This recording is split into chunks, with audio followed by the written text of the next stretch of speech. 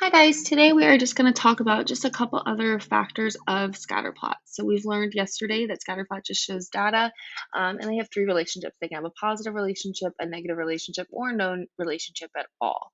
Okay, and today we're just going to talk about other things with scatter plots. So first we can talk about the strength of a scatter plot. So we have a strong relationship or a more weaker relationship. And what we can see from this example that stronger relationships means that the data points are closer together, whereas weak ones are a little bit more spread apart. So the stronger the relationship, probably like the more cause and effect that it could have. Right? Another type of factor could be a linear relationship, or this is called a non-linear relationship. So we just spent a whole unit talking about straight lines and linear relationships. So linear would just mean it would create basically a straight line. And then we also have this word called nonlinear, and it's exactly what it sounds like. Would be not a straight line. So if we kind of drew a connection through the relationship, this kind of seems like it has a straight line, whereas this one has a relationship that goes non-linear, kind of curvy. All right, so we're just going to have a few questions. We have these seven scatter plots, A, B, C, D, E, F, and G. And I want you guys to think about which of these would answer these questions. So the first one is which of these would be considered non-linear? And there could be a couple of choices. All right, well, I noticed that A seems a little curvy. B seems pretty straight for the most part. C seems kind of curvy. D is kind of all over the place. E is all kind of all over the place. F seems kind of straight, and G seems kind of straight. So I would say A and C are our nonlinear scatter plots. All right, the next question is, which of these seven would you consider to be the strongest relationship, the strongest scatter plot? All right, from what I see, some of these are pretty weak, but I feel like G and A are probably the strongest because they kind of look like a clump the closest together. I would say A is probably the strongest relationship.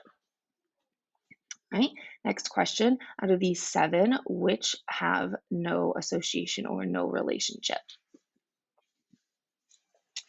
All right, so kind of the ones that I couldn't really draw a line or a curve with would probably have no relationship. So D and E, there's just no relationship. They're kind of just scattered all over the place. So I would say D and E are the two that have no association. All right. Next question is which of these have a negative relationship? Not if it doesn't matter if it's if it's linear or nonlinear, but which of these have a negative relationship? All right, so again, just to look for negative, just like a negative slope, it would have to kind of go downward. So A seems to be negative. A goes up, or excuse me, B goes up. C still goes negative. It's not as steep, but C also seems to be negative. D has no relationship, E has no relationship, and F and G go up. So A and C are the two that have a negative relationship, negative association. And the final question, which of these seven are the weakest positive relationship? All right. So we have our positives. We have B, F, and G. G definitely seems like the strongest out of the three. So now we just kind of have to decide which one would probably be the weakest out of these two. Considering that these are a little bit more spread apart, but these are even more spread apart, I would say that probably F is the weakest one. But again, if you put B, that's also probably a pretty valid choice as well. All right, so then the final factor that we're going to talk about with scatter plots today are called outliers and clusters. So an outlier is kind of just something that doesn't really fit um, or fit the pattern, fit the relationship. And so when I look at this, it kind of looks like they're all kind of clumped together in this relationship, except for this little guy. He just kind of stands out. He's an outlier, and so he doesn't really fit the overall pattern. So we would consider this point an outlier.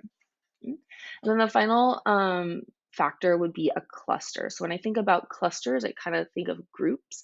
And when I look at this scatter plot, it looks like it has two distinct groups. It has a a group up here, and a group up here. There seems to be a gap right here. So that would be considered having two clusters. All right, today we are just going to talk, we're just going to use Delta Math just to practice a few of these new vocabulary.